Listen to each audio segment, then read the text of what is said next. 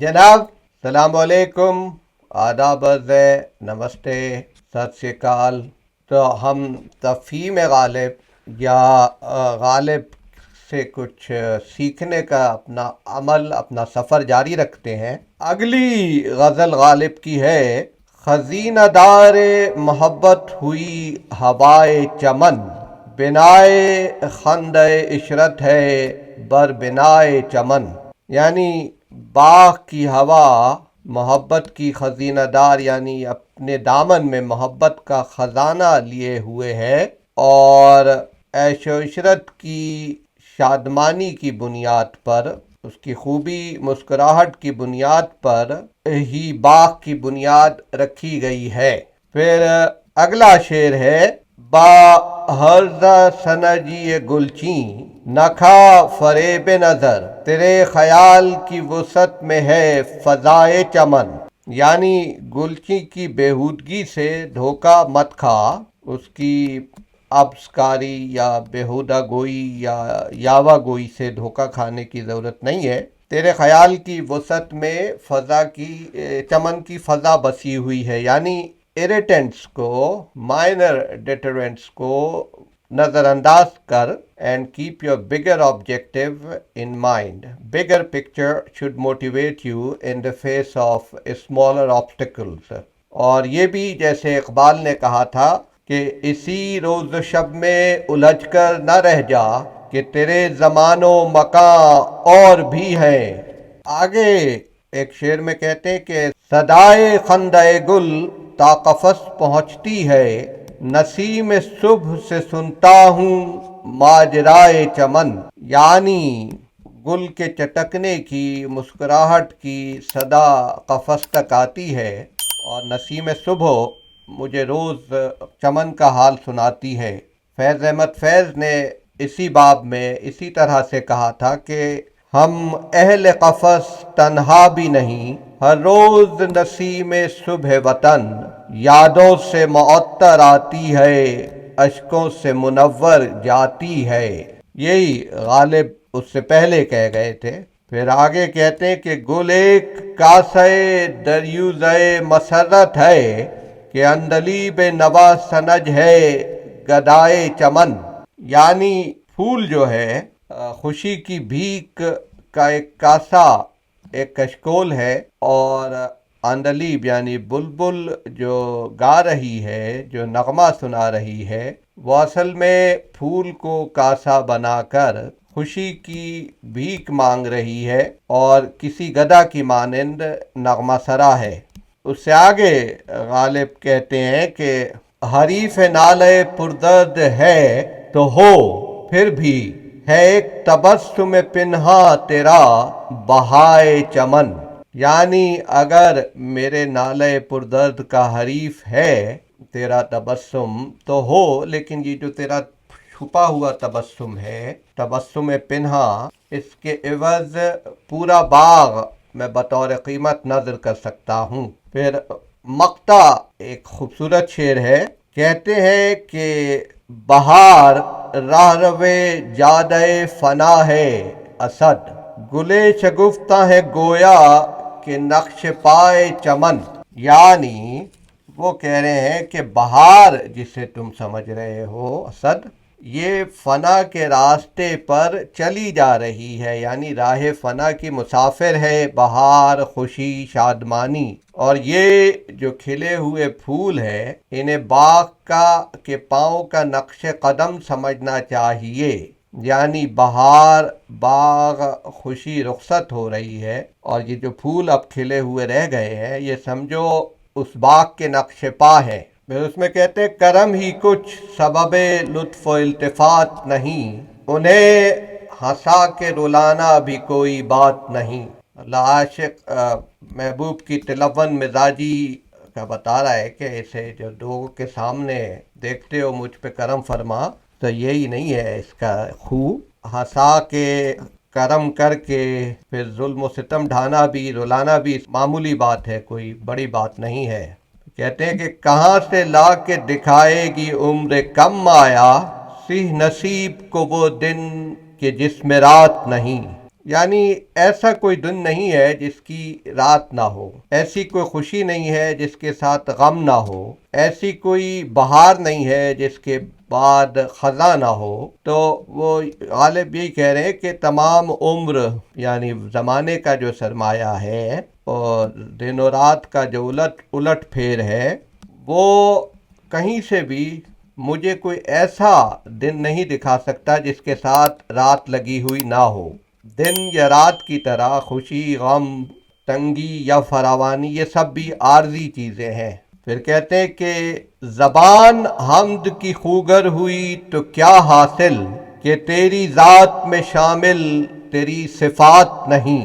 اب یہ غالب کا ایک حمد کا طریقہ ہے کہ میری زبان حمد کی عادی ہو گئی ہے، اے باری تعالیٰ میں ہمیشہ تیری حمد و ثنا کرتا رہتا ہوں، لیکن اس سے فائدہ نہیں، کیونکہ خالی تیرا نام لینے سے کوئی فائدہ نہیں جب تک تیری صفات پر نظر نہ کروں، تیری قدرت پر، تیری تصرف پر اور دیگر صفات پر میں نظر نہ کروں۔ تو اس شعر میں غالب نے توحید کا ایک اعلیٰ تصور پیش کیا ہے۔ اس نے کہا کہ خالص ذات کی ہم نہیں ہو سکتی، خدا ہے تو پھر اپنی صفات سے پہچانا جائے گا۔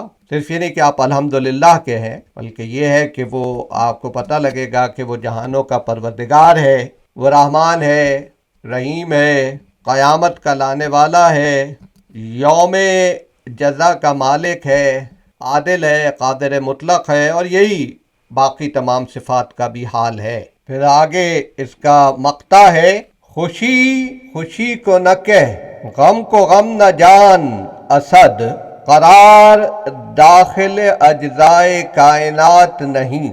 یعنی وہ کہتے ہیں کہ اے اسد، نہ خوشی کو خوشی سمجھ، نہ غم کو غم جان، کیونکہ یہ زندگی کے عارضی قرینے ہیں، ان میں کسی شے کو بھی پائیداری ثبات حاصل نہیں ہے، یہ ایک مستقل تغیر کا عالم ہے، قرار اس کائنات کا کلیہ نہیں ہے۔ تو بات وہی ہے کہ کائنات کے اجزاء میں اور کچھ بھی ہو مگر ثبات شامل نہیں ہے، کوئی چیز یہاں پر قائم و باقی پرماننٹ ان چینجنگ نہیں ہے۔ یہاں پہ ثبات سے مطلب اسٹیبلٹی ڈیوائڈ آف چینج۔ تو یہ شیلی نے بھی یہ خیال بیان کیا تھا۔ اقبال نے کہا کہ سکون محال ہے قدرت کے کارخانے میں، ثبات ایک تغیر کو ہے زمانے میں۔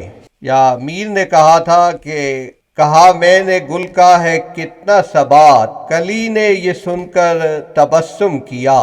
وہی خیال غالب یہاں پہ بیان کر رہے ہیں کہ قرار ثبات جو ہے وہ اس کائنات کی سرشت میں نہیں ہے، تو تغیر سے پریشان نہ ہو، تغیر سے پریشان ہونا چھوڑ دے گا تو زندگی کرنے کا قرینہ آ جائے گا۔ یہ بے ثباتی کا تذکرہ ہوا تو یوں ہی بے خود دہلوی کا بھی ایک شعر یاد آ گیا۔ وہ کہتے ہیں کہ جو شب کو کھلتے ہیں غنچے وہ دن کو جھڑتے ہیں، بہار باغ جہاں بے ثبات کتنی ہے۔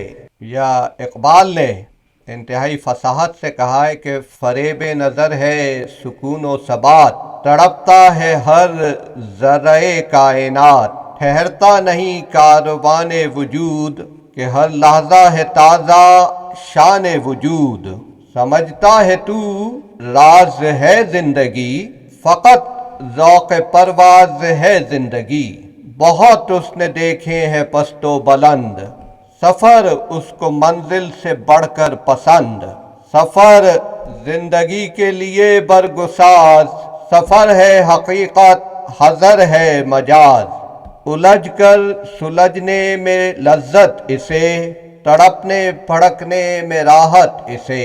اگلی غزل ہے، جوں شمع ہم ایک سوختہ سامان وفا ہے، اور اس کے سوا کچھ نہیں معلوم کہ کیا ہے۔ تو یعنی جس طرح شمع وفا کے لیے، روشنی کے لیے وفا کے ہاتھوں اپنے آپ کو جلا رہی ہے، اسی طرح ہم اپنا کل سرمایہ، جسم و جاں، ہر چیز وفا کی راہ میں نظر آتش کر چکے ہیں، اس سپرد آگ کر چکے ہیں، جلا چکے ہیں، کھو چکے ہیں، اور اس کے علاوہ ہماری کوئی حقیقت نہیں، ہمیں خود بھی نہیں معلوم کہ ہم کیا ہیں۔ پھر کہتے ہیں کہ جس رخ پہ ہو ہم، سجدہ اسی رخ پہ ہے واجب، گو قبلہ نہیں ہے مگر ایک قبلہ نما ہے۔ یعنی ضروری نہیں ہے کہ ہم بذات خود سچ ہوں، حقیقت ہوں، لیکن جس طرف ہم ہوں گے، جس سائیڈ پر ہم ہوں گے، وہیں پر سچ ہوگا، کیونکہ ہم ہر حالت میں سچ کا ساتھ دیتے ہیں، حقیقت کے ساتھ ہوتے ہیں۔ تشبیہ غالب نے دی ہے کہ ہم قبلہ نہ صحیح مگر قبلہ نما ضرور ہیں، یعنی قبلے کا پتہ ہم سے لگ سکتا ہے۔ اس طرح جہاں ہم ہو سمجھو سچ کا رخ اسی طرف ہے، یا وہی حصہ سچ کے ساتھ ہے۔ مت ہو جیو اے سیل فنا ان سے مقابل، جانباز علم نقش بدامان بقا ہے۔ یعنی اے فنا کے لشکر، فنا کے تھپیڑے، موج، ان کے روبرو نہ آنا جو کسی مقصد کے لیے، کسی غم میں، کسی دھن میں جان کی بازی لگا چکے، کیونکہ وہ بقا کے، پرماننس کے، ایٹرنٹی کے دامن پر نقش کی طرح قائم ہو گئے۔ They have left their mark in the skin of eternity۔ اب انہیں کوئی مٹا نہیں سکتا۔ یعنی موت جو کسی بلند ترین مقصد کے لیے شہید ہوں یا جان دے دیں، جیسے اقبال نے کہا تھا کہ صلہ شہید کیا ہے تب و تاب جاویدانہ، یا ہم ہو گئے شہید یہ اعزاز تو ملا، اہل جنوں کو نقطۂ آغاز تو ملا۔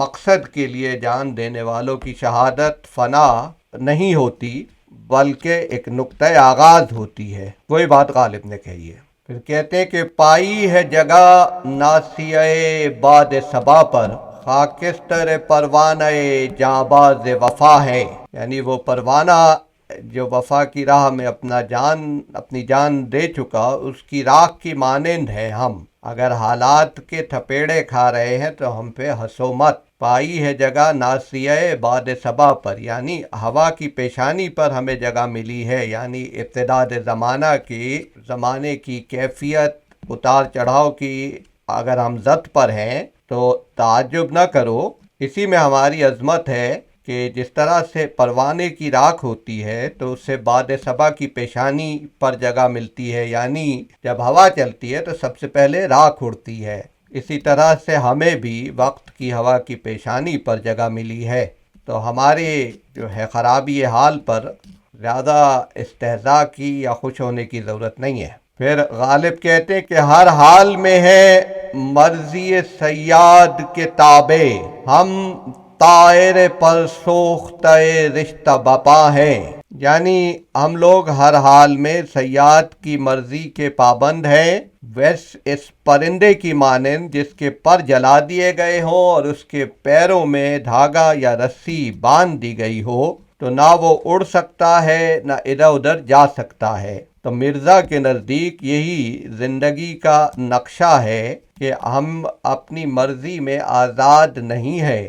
بہت سارے رشتے جو ہیں وہ ہماری گردن کی زنجیر ہیں یا ہمارے پیروں میں پڑی ہوئی بیڑیاں ہیں۔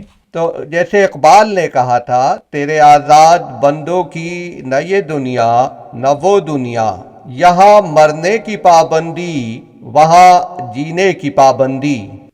غالب کا بھی کہنا ہے کہ زندگی ہو، موت ہو، مرضی ہو، سب پابند ہیں کسی اور کی مرضی کے۔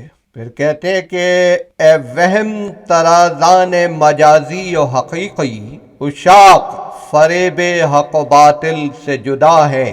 یعنی مجاز اور حقیقت کے اوہام کی آرائش کرنے والوں، تم ہو سکتا ہے سچ اور جھوٹ، حق اور باطل کا فریب کھاؤ، ان میں تفریق کرو، لیکن عاشق فریب سے، جنہیں سچا عشق ہو، جو اپنی ذات کی نفی کر چکا ہو، وہ اس سے بلند ہے۔ اس کے لیے مجاز میں اور حقیقت میں امتیاز کی کوئی وجہ نہیں ہے۔ پھر کہتے کہ ہم بے خودی شوق میں کر لیتے ہیں سجدے، یہ ہم سے نہ پوچھو کہ کہاں ناسی عصا ہیں، یعنی ہم وارفتگی شوق میں، شدت عشق میں، حالت جنون میں سجدے کرتے ہیں، یہ ہمیں نہیں معلوم کہ ہماری پیشانی کہاں رکھی ہوئی ہے، کہاں سجدے کر رہی ہے۔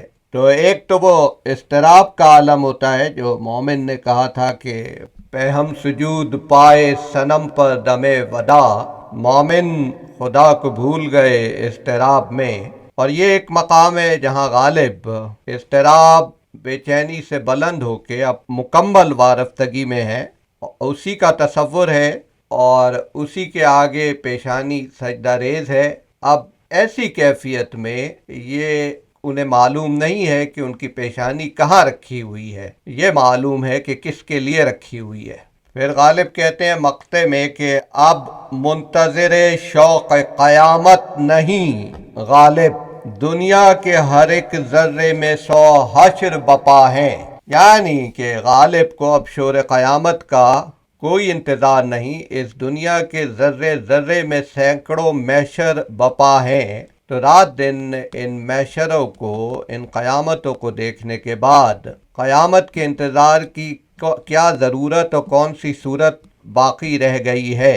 مطلب غالب کا یہ ہے کہ جیسے جیسے زمانے کو ہم دیکھتے جاتے ہیں اور ہم دیکھتے ہیں کہ ایک ایک ذرے میں ایک جہان معانی، ایک پورا کائنات پنہا ہے، تو اتنی قیامتیں انسان کی شوق تمنا کی منتظر ہیں، اتنی کائناتیں منتظر ہیں کہ صرف شور قیامت کا انتظار ابھی بہت دور ہے۔ ابھی تو اس جہان میں، اس کائنات میں جو سینکڑوں قیامتیں پنہا ہیں ان کو ڈسکور کرنا ہے۔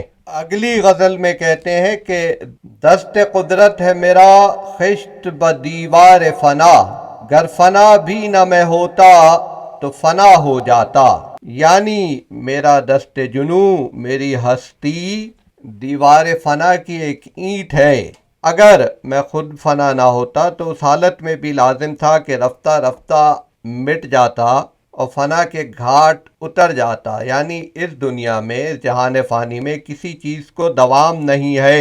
انسان کو یہ پیش نظر رکھنا چاہیے کہ ہم ان اینٹوں کی طرح ہیں جو فنا کی دیوار میں لگتی جا رہی ہیں اور اس سے مفر کی کوئی صورت نہیں ہے۔ تو ہے یہی کہ یہ دیوار جب مکمل ہو جائے گی، یہ فنا کی دیوار چنی جا رہی ہے ازل سے لے کے آج تک، اس میں اینٹ بن بن کے ہم لگتے جا رہے ہیں یا مشت خاک بن کر، جب یہ دیوار مکمل ہو جائے گی، بنانے والے کا دل بھر جائے گا، مقصد حل ہو جائے گا، تو فنا کا سفر بھی اختتام کو پہنچ جائے گا۔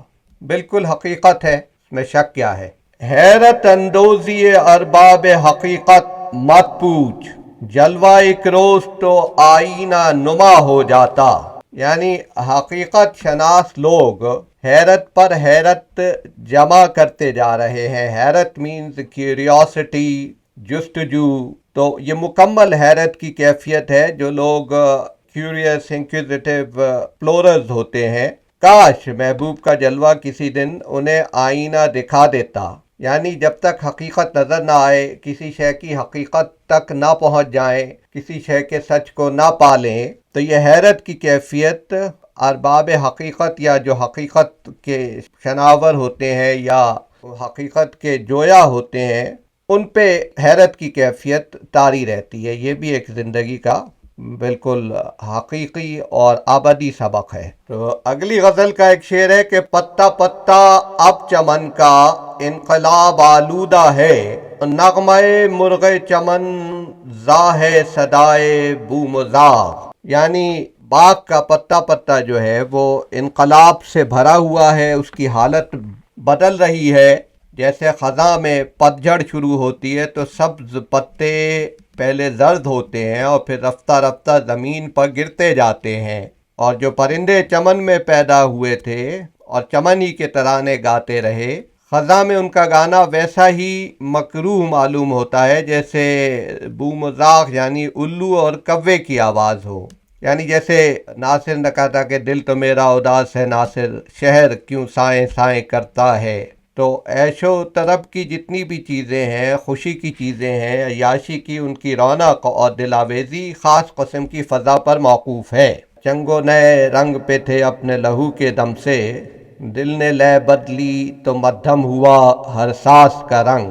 تو اسی طرح باغ میں مثال دے کے وہ سمجھا رہے ہیں، حقیقت وہی ہے کہ باغ میں سبزہ ہو، پھول ہو تو پرندے کا نغمہ خوشگوار معلوم ہوتا ہے۔ یہ سب چیزیں تمام ہو جائیں، ختم ہو جائیں، اجڑا ہوا باغ ہو، بے رونقی کا دورہ ہو، تو کتنا ہی دلاویز نغمہ ہو، کتنا ہی خوشگو پرندہ ہو، وہ ناگوار محسوس ہوگا۔ مثلا ایک اور جگہ بھی غالب نے کہا تھا کہ غم فراق میں تکلیف سیر باغ نہ دو، مجھے دماغ نہیں خندہائے بیجا کا۔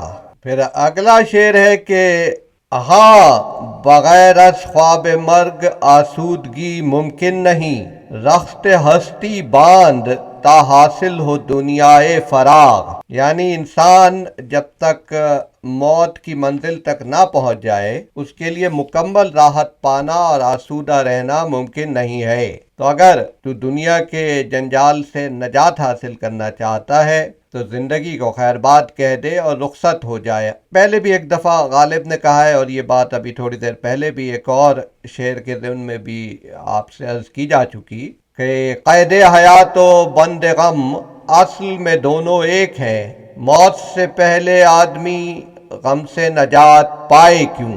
وہی بات یہاں پر ہے۔ اور پھر آگے کہتے ہیں کہ شور طوفان بلا ہے خندہ بے اختیار، کیا ہے گل کی بے زبانی، کیا ہے یہ لالے کا داغ۔ یعنی اپنے اختیار سے کچھ نہیں ہے، یہاں پر ہم سب بے اختیار ہیں۔ تو پھول جیسے اپنی خوشی اور اختیار سے نہیں ہنستے، ان کا کھلنا اپنے اختیار میں نہیں ہوتا، تو کسی کے حکم اور کسی کے اشارے کے تابع ہیں۔ اور یہی حال پوری زندگی کا ہے، یہی حال ہمارا ہے، یہی حال اس عالم اسباب میں ہر شے کا ہے۔ تو کہتے ہیں کہ کھلنا، یہ ہنسنا، یہ مسکرانا پھول کا یہ طوفان بلا کا شور ہے، جس نے پھول کی پنکھڑیوں کو زبانوں کے باوجود بے زبان اور دم بخود بنا رکھا ہے۔ بس یہی گل کی بے زبانی ہے، یہی لالے کا داغ ہے، اور یہی راز ہستی ہے۔ پھر اس غزل کا مقطع ہے کہ چشم پرنم رہ زمانہ منقلب ہے اے اسد، اب یہی ہے بس میں شادی سے پر ہونا ایاغ۔ میں شادی یعنی خوشی کی میں، خوشی کی شراب۔ تو کہہ رہے ہیں غالب کہ زمانہ منقلب ہے، الٹ پلٹ ہے، ہو رہی ہے، تہو بالا ہو رہا ہے، ایسے میں تیری آنکھیں جو ہیں وہ شراب کے پیالے ایاغ کی طرح ہیں، انہیں پرنم رکھ۔ یعنی آج کی دنیا میں جیسے سرمستی کے عالم میں شراب کے پیالے کو شراب سے پر کر کے رکھتے ہیں، تم اپنی آنکھوں کو لبریز رکھو، آنکھیں آنسوؤں سے بھری رہیں، کیونکہ زمانہ ہر لحظہ تغیر میں ہے، ہر چیز بدل رہی ہے۔ تو ایسے میں جیسے خوشی کی محفل میں جام بھرا ہوتا ہے، تمہاری آنکھیں آنسوؤں سے لبریز رہیں۔ اب جیسے فیض نے کہا تھا، کوئی دم بادبانے کشتی صحبا کو تہ رکھو، ذرا ٹھہرو غبار خاطر محفل ٹھہر جائے۔ یا غالب اس کا الٹ کہہ رہے ہیں غبار خاطر محفل تو ٹھہرنے والا نہیں ہے، تم کشتی صحبا کو رواں کر دو، آنکھیں آنسوؤں سے لبریز کر لو۔ تو یہاں تک آج کا تذکرہ تھا غالب کا۔ امید ہے کچھ اشعار آپ کو پسند آئے ہوں گے، کچھ سے آپ محظوظ ہوئے ہوں گے، کچھ کو شاید آپ نے نئے انداز سے دیکھا ہو، کچھ نئے معانی آپ پر منکشف ہوئے ہوں، میرے کہنے سے نہیں، خود سوچنے سے۔ تو بہرحال غالب کا کلام ہے، غور طلب ہے، جتنا آپ غور کریں گے اتنی ہی آپ کی فکر سیکل ہوتی جائے گی، یعنی شارپن ہوتی جائے گی، اور you would be able to extract more and more from his poetry. تو بہت شکریہ آپ کا، اگلی دفعہ ملاقات ہوگی۔